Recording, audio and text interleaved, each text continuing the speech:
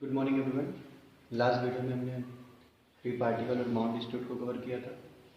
इस वीडियो में one dimensional infinite potential box के बारे में पढ़ने जा रहे हैं। तो देखिए, जैसे पोटेंशियल हमारा दो तरीके का हो सकता है। पोटेंशियल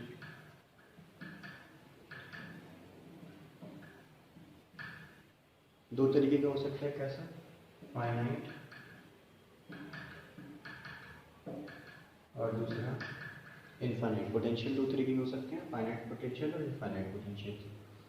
तो इसमें हम इनफाइनाइट पोटेंशियल बॉक्स की बात करेंगे। और अगर बॉक्स है तो शेप ऑफ बॉक्स की भी दो तरीके की हो सकती है। कैसा? सिमेट्रिक बॉक्स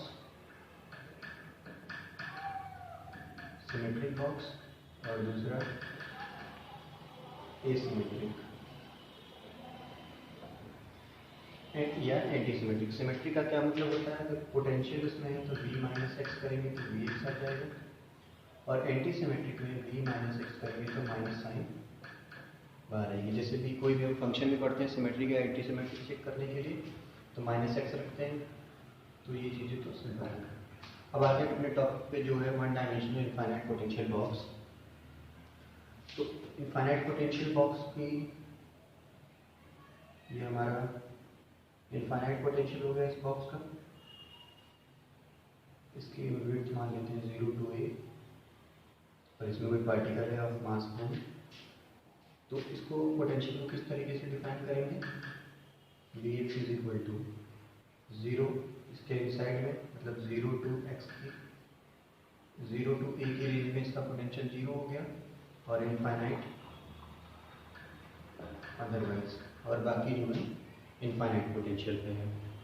तो इसको हम सॉल्व करते हैं इस पोटेंशियल को using time independent Schrodinger equation, जो कि है आपका del two psi upon del X square plus 2m upon H cut square E minus B x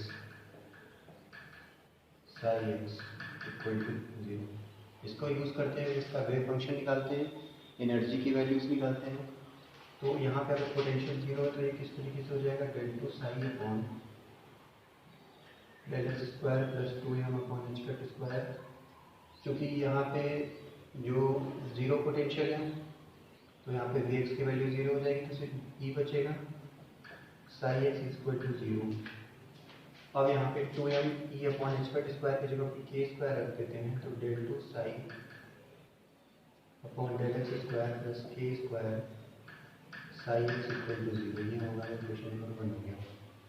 अब इस इक्वेशन को, ये हमारा सेकेंड ऑर्डर डिफरेंशियल इक्वेशन हो गया, इसका सॉल्यूशन हम लिखेंगे, फिर उसमें बाउंड्री कंडीशन अप्लाई करेंगे। बाउंड्री कंडीशन अप्लाई करने के बाद हमारा वेव फंक्शन निकल के आएगा। तो इसको हम बिकॉज रिवाइज कर रहे हैं इसलिए डायरेक्ट लिखते हैं साइन एक्स, ये नॉर्मलाइज फॉर्म में 2/a sine n pi X by A. ये हमारा वेव फंक्शन या आइगन फंक्शन निकल के आता है one dimensional infinite potential box में। यहाँ पे आपको क्या करना है, कोई भी अगर प्रॉब्लम सॉल्व करनी है बॉक्स से रिलेटेड, तो ये वेव फंक्शन याद होना चाहिए, ठीक है। और यहाँ पे जैसे हमने के स्क्वायर की वैल्यू रखी, के स्क्वायर की वैल्यू रखी 2m e by H cut square, और यहाँ से जो के की वैल्यू होती है वो होती है because K is equal to n pi by K. तो अगर स्क्वायर कर देंगे तो के स्क्वायर हो जाएगा n square pi square by A square. इसको मान लेते हैं इक्वेशन नंबर ए, और ये बी, ये दोनों वैल्यूज के स्क्वायर की हैं। अगर कंपेयर कर देंगे तो ये हो जाएगा 2m e upon H cut square is equal to n square pi square by A square. अब यहाँ से अगर e की वैल्यू निकालेंगे तो बाकी वैल्यूज को इस तरफ ट्रांसफर कर देंगे, तो यहाँ से क्या निकल के आएगा? e is equal to n square pi square H cut square upon 2m e square, n square pi square H cut square upon 2m e square. ये जो वैल्यू आ गई ये किसकी आ गई? Energy, eigen value. आप अगर बॉक्स का यूज़ करेंगे तो ये एनर्जी यूज़ करेंगे, और जो आइगन फंक्शन इसको क्या बोलेंगे? Eigen function. या ये आइगन फंक्शन, और ये एनर्जी की आइगन वैल्यू आ गई, E = n² π² अपॉन h²। यहाँ पे n की कौन कौन सी वैल्यू ले सकते हैं? n हो सकता है 1 2 3 एंड सो ऑन। यहाँ पे n = 0, n 0 हम नहीं ले सकते, क्यों? क्योंकि अगर n 0 ले लेंगे, इफ n = 0 तो E 0 हो जाएगा, इसको En दे देते हैं, जैसे यहाँ पे n है तो E 0 लेंगे मतलब ये हो जाएगा 0। बट ये हमारा अनसर्टेनिटी प्रिंसिपल के अकॉर्डिंग जो हमारा ग्राउंड स्टेट एनर्जी है, ground state energy can not B, जो हमारी ग्राउंड स्टेट एनर्जी है वो हमारी 0 नहीं हो सकती अकॉर्डिंग टू अनसर्टेनिटी प्रिंसिपल। तो n की जो अलाउड वैल्यूज हैं वो अपना 1 2 3 है, ठीक है। अगर आपको एग्जाम में कभी कभी कन्वर्ट फॉर्म में भी दे देता है कि आप n = 0 भी लीजिए, तो आप इसको इस तरीके से लिखेंगे, यहाँ पे लिख दीजिए n + 1 का स्क्वायर π² अपॉन 2ma²। अब यहाँ पे n = 0 भी लिख सकते हैं, कॉन्सेप्ट वही है, बट यहाँ पे n = 0 लेकिन तो भी यहाँ पे कितना आएगा π² x²/2m², और यहाँ पे भी n अगर 1 लेंगे तभी आएगा π² अपॉन 2ma²। तो दोनों चीज़ें सेम है, बस कभी कभी चेंज करके लिखता है। तो ये था वेव फंक्शन और एनर्जी का फंक्शन यहाँ से निकालने के लिए। अब हम देखते हैं अलग अलग स्टेट में फॉर n = 1, n अगर 1 रखें, n = 2 रखें, n = 3 रखें, तो एनर्जी क्या रहेगी? अगर 1 रख देंगे तो यहाँ से आएगा E1, ये हो जाएगा π² अपॉन 2ma², ये हो जाएगा। n = 2 रखेंगे तो ये हो जाएगा 2 का square 4 π² means E2 h² upon 2ma², और n = 3 रख देंगे तो ये हो जाएगा 9 π² h²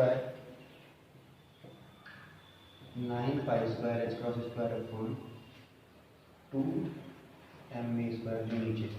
उसी तरीके से अगर वेव फंक्शन में n = 1 रखेंगे तो psi1 आ जाएगा, psi1 ये तो कांस्टेंट है, 2/a sin πx/a हो जाएगा, sin πx/a, psi2 रखेंगे तो ये हो जाएगा √2/a sin 2πx/a हो जाएगा, sin 2πx/a, और अगर psi3 रखेंगे तो √2/a sin n की जगह पे 3 मतलब 3πx/3। ये हमारी अलग अलग वैल्यूज है करस्पॉन्डिंग टू स्टेट। आप आपको 4 5 6 जिसके लिए पूछेगा उसके अकॉर्डिंग n की वैल्यू यहाँ पे पुट करते हुए जाएंगे, ठीक है। अगर हम इसको प्लॉट करते हैं डिफरेंट स्टेट्स को विद इन रेंज, ठीक है, तो पहले हम psi1, अगर आपसे प्रोबेबिलिटी पूछेगा तो इसका psi⁻² कर देंगे, क्योंकि n = 0 तो हमें अलाउड नहीं है, तो n = 1 हो गया, ये हो गया आपका n = 2, और ये हो गया आपका n = 3। तो फर्स्ट पार्ट में इसको करेंगे जब प्लॉट, तो ये हो जाएगा wave function, probability maximum half पे फाइंड करने के x = a/2 रख देंगे तो साइन की मैक्सिमम, सेकंड में a/2, सेकंड में 2πx/a है तो ये हो जाएगा, और थर्ड के करस्पॉन्डिंग आपका ये हो जाएगा। तो n = 2 के करस्पॉन्डिंग जो मैक्सिमम प्रोबेबिलिटी वो आएगी किसके करस्पॉन्डिंग इसमें आएगा a/2, इसमें यहाँ पे और यहाँ पे और यहाँ पे, ठीक है। तो ये हो जाएगा a/4, ये जैसे a/2 है तो इसका हाफ कर देंगे तो यहाँ पे कितना आ जाएगा a/4, और a/2 में ऐड कर देंगे तो ये हो जाएगा 3a/4। तो स्टेट्स के अलग अलग स्टेट्स के करस्पॉन्डिंग ये जो है हमारी डिफरेंट प्रोबेबिलिटीज मिलती हैं।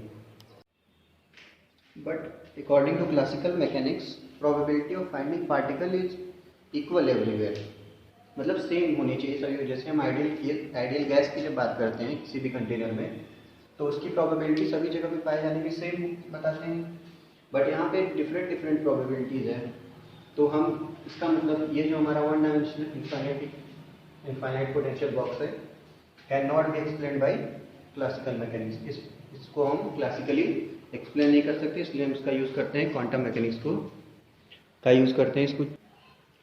सो हम इसका क्वांटम मैकेनिकली एक्सप्लेनेशन देते हैं। अब यहाँ से जैसे आपका एनर्जी का जो रिलेशन आया है E is equal to N square pi square H cross square upon 2m square, तो प्रोपोर्शनलिटी को अगर कांस्टेंट को अगर छोड़ दें तो प्रोपोर्शनलिटी क्या आ रही है, proportional to 1 by A square. A क्या है, मतलब ये आपकी विड्थ है, तो अगर आप विड्थ ये इनवर्सली प्रोपोर्शनल है, विड्थ इंक्रीज करेंगे तो एनर्जी क्या हो जाएगी, डिक्रीज हो जाएगी, मतलब एनर्जी डिक्रीजेज जैसे ही आप क्या करेंगे, विड्थ इंक्रीज करेंगे, विड्थ इंक्रीज करेंगे तो आपकी एनर्जी क्या हो जाएगी, डिक्रीज हो जाएगी। तो इस कॉन्सेप्ट पे भी बेस्ड है आपका ये टोटल।